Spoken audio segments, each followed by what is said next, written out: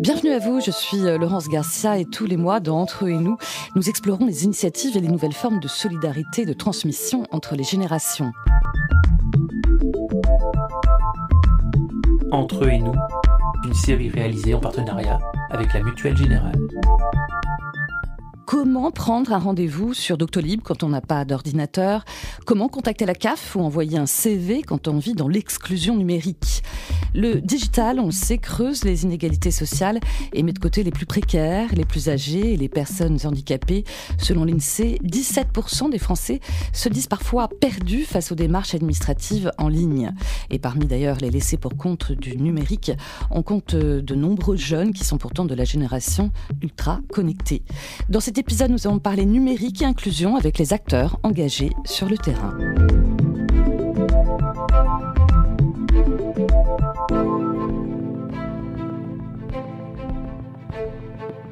Bonjour Arnaud Jardin. Bonjour. Vous êtes responsable communication et mobilisation citoyenne d'Emmaüs Connect, l'association du mouvement Emmaüs qui depuis presque 10 ans, vous allez fêter vos 10 ans, c'est ça, milite pour faire du numérique un levier d'insertion pour tous en proposant notamment des formations et du matériel à prix solidaire, on en reparlera tout à l'heure. L'inclusion numérique, ça passe également par l'accessibilité. Bonjour Frédéric Sudreau. Bonjour Laurence. Vous êtes le PDG de Facility, c'est une start-up basée à Limoges que vous avez créée en 2018, spécialisée dans la personnalisation de l'affichage des sites web pour des personnes atteintes de troubles de handicap. Vous comptez 1 800 000 utilisateurs sur 500 sites internet équipés par Facility, on en reparle également. À l'un et à l'autre, est-ce que vous préférez parler d'électronisme, de précarité numérique ou de fracture numérique ? Je commence par vous, Arnaud Jardin. Alors pour nous, chez Emmaüs Connect, on fait bien la distinction entre précarité numérique, donc au sens large, qui recouvre finalement le problème, un peu les deux pieds de l'exclusion numérique, qui sont à la fois le manque de compétences et le manque ou des équipements non adaptés. Donc l'électronisme, je le mettrais plutôt dans la case du manque de compétences, et souvent on s'en tient juste à ce phénomène-là, qui malheureusement n'est pas suffisant pour régler tous les problèmes qu'on rencontre aujourd'hui. Et de votre côté, Frédéric Sudreau ? Moi je suis beaucoup plus axé sur l'exclusion, puisque pour moi, dans la mesure où aujourd'hui vous avez accès à travers un outil qui vous permet de vous connecter, mais que cet outil n'est pas adapté à vous, eh bien vous vous sentez exclu, ou alors on vous exclut de rechef de toute discussion, toute communication, toute recherche d'informations ou toute démarche en ligne, tout simplement parce que l'outil au départ n'a pas été pensé, réfléchi ou adapté pour vous permettre de vous connecter correctement. Donc je suis plutôt sur moi la notion d'exclusion. Oui. Ouais, la double peine. Exclusion des droits les plus élémentaires aussi des citoyens, puisqu'on sait que d'ici la fin de l'année, 100% des démarches administratives se feront en ligne. Arnaud Jardin, du côté d'Emmaüs Connect, quelles sont les principales causes ? Là, parlons vraiment des causes, des inégalités numériques que vous observez chez vous alors. Alors on vient un petit peu de les évoquer, mais c'est d'abord et avant tout, et ça on a tendance à l'oublier, c'est le non-accès à des équipements adaptés. C'est-à-dire que quand vous naissez dans une famille où vous n'avez pas d'ordinateur à la maison, oui, peut-être que vous avez un smartphone, peut-être que vous utilisez YouTube, peut-être que vous avez WhatsApp pour échanger avec vos amis, etc. Mais vous ne savez pas faire un CV, vous n'avez pas les codes en fait, vous ne savez pas sur un clavier taper l'arrobase parce qu'il faut faire Alt-GR, vous n'avez pas les codes de bureautique pour utiliser des outils qui finalement vont vous être absolument fondamentaux dans votre vie de jeune actif ou d'actif tout court. Donc en fait, pour nous, vraiment le fondement du problème, il est dans l'inégalité de l'accès aux outils. C'est pour ça qu'en fait, on essaye de vraiment traiter les 3 problèmes qui nous semblent être finalement indissociables les uns des autres, qui sont d'abord l'équipement, la connexion, c'est un autre problème, on va peut-être en reparler, mais c'est un autre problème fondamental qu'on oublie, c'est-à-dire tous ces gens qui ne peuvent pas avoir de box parce qu'ils sont non bancarisés ou mal logés. Donc c'est équipement, connexion, accompagnement. Si on arrive à proposer quelque chose de solidaire sur ces 3 fronts-là, alors on peut vraiment s'attaquer à l'exclusion numérique. Mais ça demande évidemment des ressources considérables pour avoir des outils qui soient accessibles et du matériel qui soit accessible aussi financièrement. C'est un combat très large. Des équipements qui ont un coût forcément. À l'instant, Frédéric Sudreau, vous parliez d'accessibilité numérique. Effectivement, les sites web, la plupart des sites web n'ont pas été conçus, pensés, notamment pour les personnes handicapées ou atteintes de troubles. Il y a des réglementations aujourd'hui qui existent et qui permettent de savoir comment coder un site correctement pour qu'il soit le plus accessible possible. Mais il y a l'évolution également de la population qui vieillit, qui a des besoins qui ne sont pas forcément ceux qui vont être attachés à une notion de handicap, mais plutôt à des notions de confort. Et là aussi, c'est quelque chose d'assez important que d'exclure une partie de la population vieillissante qui, de plus en plus nombreuse dans le monde, eh bien, se retrouve à utiliser de manière quasi obligatoire leur smartphone ou leurs ordinateurs, même quand ils ont un accès à travers des équipements adaptés, ou qu'ils ont la chance d'avoir des équipements et des connexions. Il faut-il encore savoir et faut-il encore réfléchir au fait que le site puisse leur permettre de naviguer confortablement, de faire leurs opérations du quotidien, ce vers quoi on les amène de plus en plus aujourd'hui, que ce soit le service bancaire, que ce soit les services de l'État, que ce soit n'importe quelle commande que vous souhaiteriez faire, communiquer à vos petits-enfants. Ça fait partie des choses sur lesquelles, en effet, nous on s'est penché également, d'adapter les sites au-delà même de ce que demande le code initial, mais en proposant des solutions innovantes qui ont pour objectif de prendre le plus largement possible les populations atteintes de troubles visuels, moteurs ou cognitifs. Alors justement, parlons de cette technique pour personnaliser l'affichage web. On sait qu'il y a des personnes qui ont des troubles visuels ou, comme vous dites, des personnes vieillissantes qui ne voient pas très bien.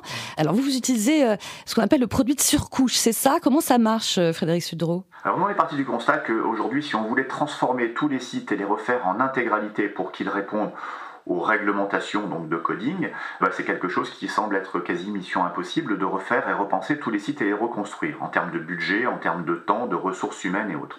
L'idée, ça a été de dire, est-ce qu'on est capable à n'importe quel moment de venir modifier ce qui s'affiche sur un écran, que ce soit un écran d'ordinateur, un écran de smartphone ou de tablette, en fonction des besoins de l'utilisateur. Prenons un exemple, je suis quelqu'un qui est malvoyant, j'aimerais simplement que les caractères soient grossis pour que j'ai une meilleure lecture. Eh bien, on a un filtre qui va grossir l'ensemble des contenus texte. Mais je suis quelqu'un qui est daltonien, je ne maîtrise pas les bleus, je suis quelqu'un de tritanope, mon œil ne considère pas cette couleur-là, eh bien, tous les bleus vont devenir des roses.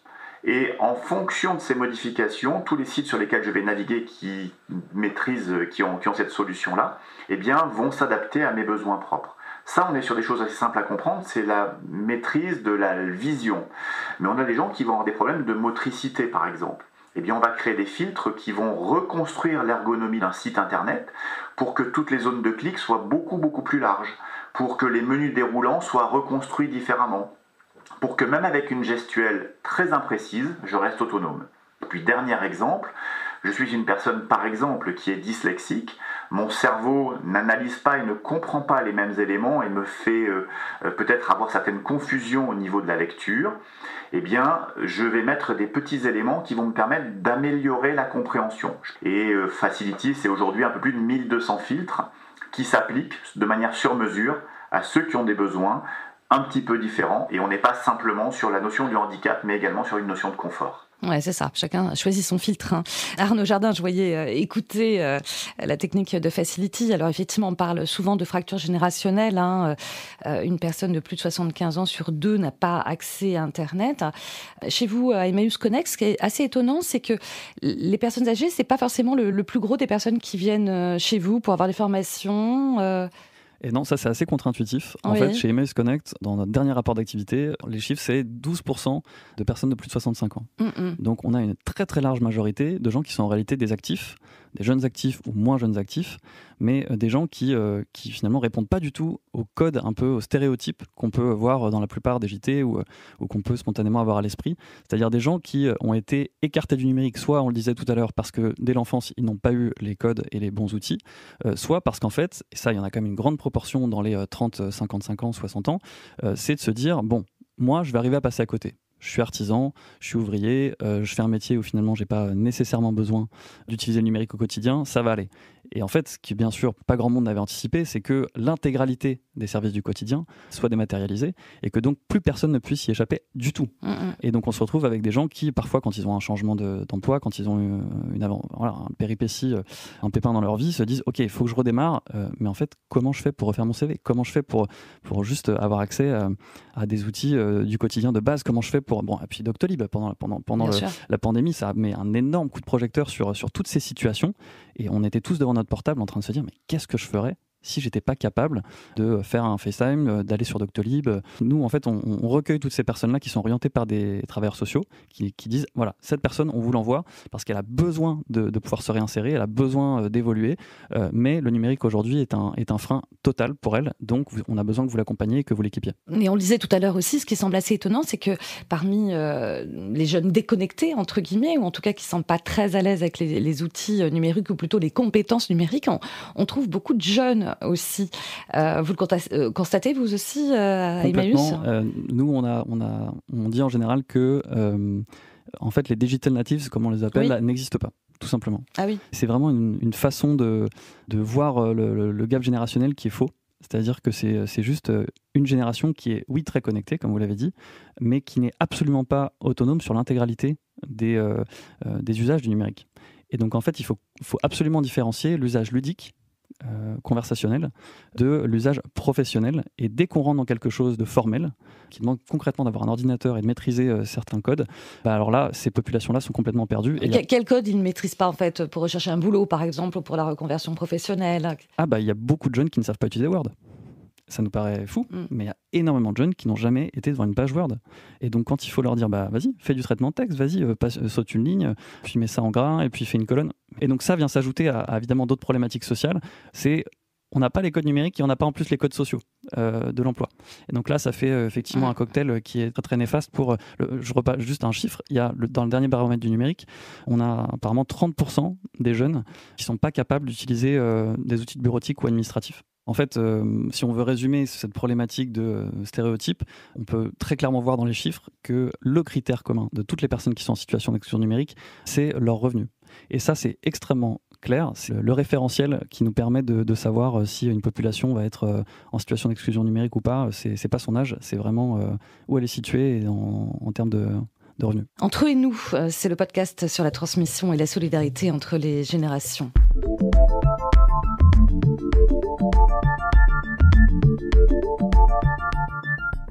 Arnaud Jardin, l'équipement, l'ordinateur, ça a un coût. Alors justement, du côté de Emmaüs Connect, je crois savoir que vous récupérez, vous reconditionnez du matériel inutilisé des entreprises, c'est ça ? Oui, alors nous, ça fait longtemps qu'on essaye de récupérer du matériel, c'est extrêmement compliqué. Depuis qu'on est né, finalement, à la base, on est né pour mettre à disposition des recharges et des téléphones à prix solidaire. Et en fait, la pandémie était vraiment un accélérateur incroyable. À ce moment-là, on a 1200 structures sociales de toute la France qui nous ont appelé à l'aide en disant envoyez-nous des cartes SIM, envoyez-nous des recharges, du crédit prépayé et des équipements. Et en fait, ça nous a permis de mettre en place un vrai projet qu'on a appelé lacollecte.tech et qui est un réseau de reconditionneurs solidaires sur tout le territoire et de donateurs, essentiellement des entreprises. Aujourd'hui, on ne prend que du matériel d'entreprise pour des raisons d'efficacité, mais qui a vu en 2 ans 20 000 équipements traités pour aller directement à ces structures sociales qui, elles, sont au plus près des publics et pour pouvoir leur vendre à prix solidaire. On parle de vendre parce que il faut qu'il y ait un modèle qui n'a pas tendance à donner, mais vraiment à vendre à tout petit prix pour pouvoir financer. Oui, c'est ça, est symbolique, mais aussi nécessaire pour la structure et pour rendre pérenne en fait ce système de réemploi solidaire. Frédéric Sudreau, on parlait de coûts. Facility équipe plus de 500 sites institutionnels et de e-commerce. C'est sous forme d'un abonnement mensuel, c'est ça ? Alors, tout à fait. Nous nous adressons aux propriétaires des sites internet. Et ces propriétaires, pour avoir accès à la solution, nous payent un abonnement mensuel. Cet abonnement, selon la taille et le nombre de connexions qu'ils ont, varie, mais on est sur une moyenne à 350 € par mois. Donc en effet, on s'adresse plutôt aux structures assez importantes, mais quand vous avez un grand groupe e-commerce, quand vous avez une grande plateforme de vente ou un ministère, on est sur un budget qui avoisine les 4 000 € par an pour pouvoir fournir l'ensemble des filtres que nous possédons. Et du coup, c'est gratuit pour les usagers de Facility ? Tout à fait. Les usagers ne payent absolument rien. Le modèle est très simple. L'usager, c'est l'entreprise qui investit pour équiper son site internet qui offre la solution. Donc vous êtes une grande marque d'un grand distributeur en France, vous mettez 350 € par mois dans la grande distribution sur votre site internet pour pouvoir le rendre accessible à un maximum de personnes, et ces personnes n'ont absolument rien à payer, le service leur est absolument offert. Vous parliez tout à l'heure, Arnaud Jardin, de l'équipement à prix solidaire. Bon, forcément, depuis 10 ans, Emmaüs Connect, vous organisez différentes formations pour tout public, à la carte, aussi bien pour des jeunes actifs, demandeurs d'emploi en réinsertion professionnelle. Je crois savoir que vous avez besoin de bénévoles aussi pour encadrer ces formations en ce moment. Oui, c'est ça. Donc nous, on a en 12 points d'accueil et dans 20 territoires d'action, alors avec certaines équipes qui sont itinérantes dans des territoires plus ruraux. On dispense donc différents formats. On a ce qu'on appelle des permanences connectées qui permettent à n'importe quelle personne en difficulté, sur n'importe quel besoin, d'avoir un conseiller ou un bénévole qui vient vous aider. Vous avez des ateliers en groupe avec des parcours qui vont en général durer 12-13 heures pour avoir tous les rudiments. C'est-à-dire, je commence par comment je fais pour cliquer. Ça prend apprendre à cliquer, c'est quelque chose d'énorme. Apprendre à utiliser un clavier, apprendre à créer une adresse mail, etc. Et puis ensuite, on a des parcours plus spécifiques, parfois aussi avec des opérateurs de services publics qui nous sollicitent, comme Pôle emploi.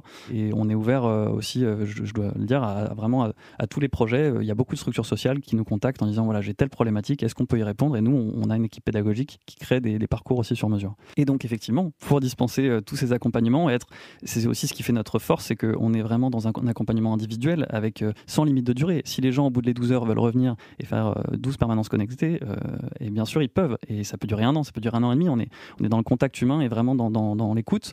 Et donc, pour ça, on a besoin de beaucoup de bénévoles. On est passé de 300 bénévoles en 2019 à 1500 aujourd'hui. On espère en avoir 2000 à la fin de l'année. Donc oui, on fait un appel. Nous, c'est un parti pris. C'est vrai que la médiation numérique, globalement, dans les autres structures, c'est quelque chose qui n'est pas forcément citoyen. Mais nous, on a pris ce parti en disant, voilà, c'est un défi qui est tellement gigantesque, l'exclusion numérique, que si on ne mobilise pas des citoyens partout sur le territoire, on n'y arrivera pas. Et pas besoin d'être geek ou informaticien pour être bénévole. Pas du tout. Ça, c'est ça qui est super. C'est que vraiment, si vous avez l'habitude d'utiliser les outils numériques, vous venez. Il faut juste un peu de bons relationnels, d'écoute, aimer être avec ces personnes aussi, de les aider. Et en fait, ce qui est génial, c'est que les bénévoles comme les bénéficiaires repartent ravis au bout de même d'une heure d'avoir résolu un problème qui, pour eux, parfois, accéder à un compte bancaire. Ok, ouf, j'ai pu faire ma démarche. Tout le monde est super content de ce moment passé. Pour terminer, Frédéric Sudreau, vous avez l'impression que les entreprises ont suffisamment pris conscience aujourd'hui de l'urgence de l'inclusion numérique, ou ça ne va pas assez vite ? Pour moi, je pense que ça ne va pas assez vite. On en est tous conscients. Je pense qu'on peut faire à peu près tous le même constat. On a plusieurs typologies, nous, de personnes qui sont intéressées par des services d'inclusion au sens large. On va avoir des gens qui ont besoin de communiquer différemment, qui vont se positionner différemment. On jugera après de la démarche, mais en tout cas, ils rentrent en démarche à travers une envie peut-être de distiller une image différente de leur entreprise. Donc, ça reste quand même quelque chose d'assez vertueux parce qu'à la fin, c'est l'utilisateur qui y gagne. Le deuxième cas, ce sont des gens qui ont des vraies valeurs à porter et des valeurs peut-être très RSE, sur la responsabilité sociale de leur entreprise et de leur organisme. Ces gens-là portent les projets de manière tout à fait intéressante parce que ce sont des gens qui veulent faire avancer la relation qu'ils ont à leurs clients, à leurs usagers ou même à l'interne.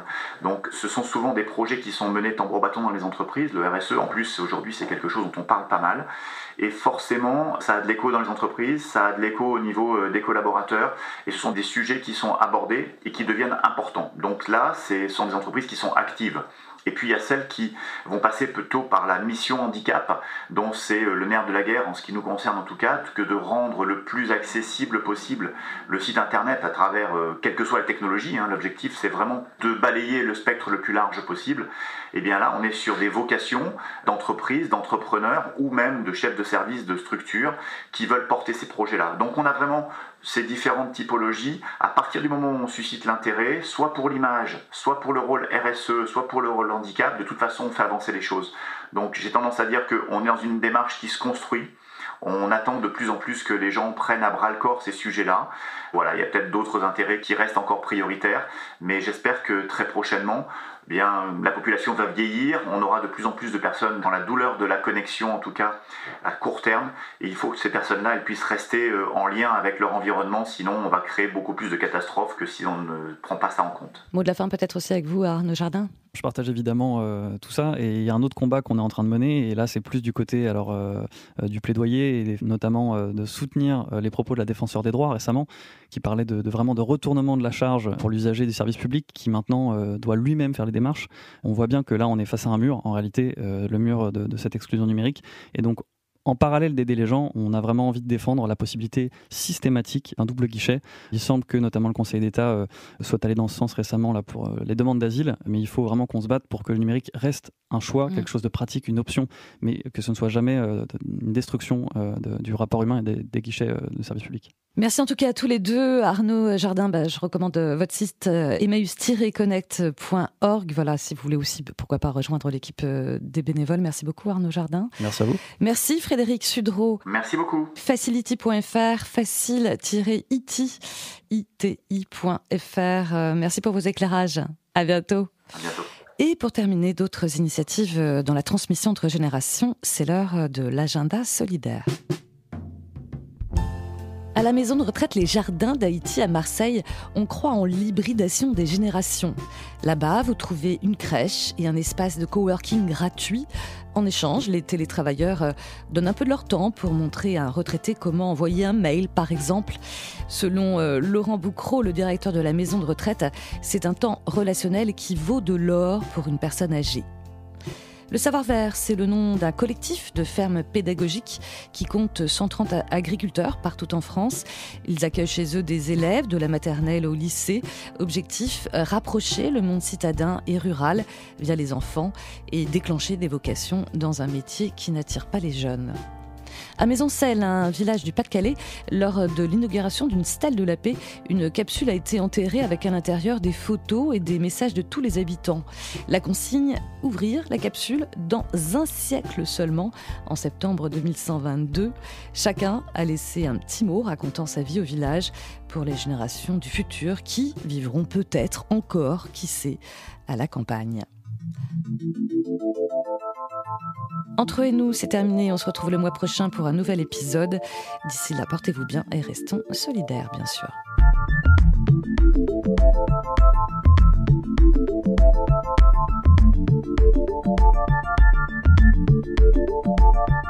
Entre eux et nous est une série réalisée en partenariat avec la Mutuelle Générale.